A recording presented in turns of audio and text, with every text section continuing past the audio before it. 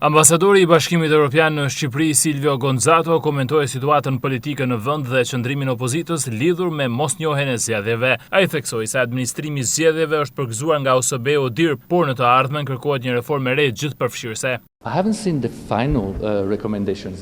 Nuk e di nëse kanë dalë rekomandimet përfundimtare, por natyrisht që kanë parë rekomandimet paraprake.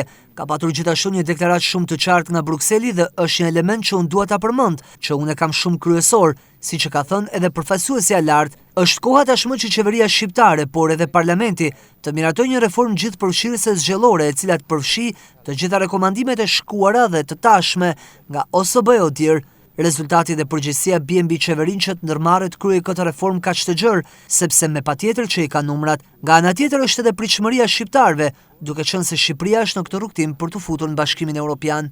I pyetur për kontestimin e rezultatit të 11 majit nga Partia Demokratike dhe Koalicioni Shqipëria Madhështore, Gonzato tha se vetmja rrugë është ankimimi në institucione. Ai vlerësoi bashkëpunimin mes KQZ-s, Prokurisë së Përgjithshme dhe SPAK për zgjedhjet e 11 majit.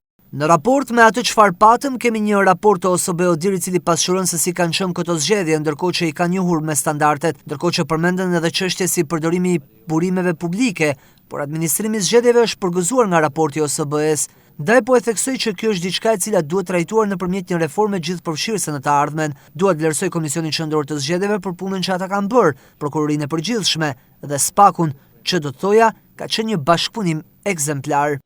Lidhur me qëndrimet opozitës për mosnjohjen e zgjedhjeve dhe nëse mund të ndikojnë në rrugtimin evropian të vendit, Gonzato tha se kush mendon se ka patur parregullsi mund t'i raportojë në organet përkatëse.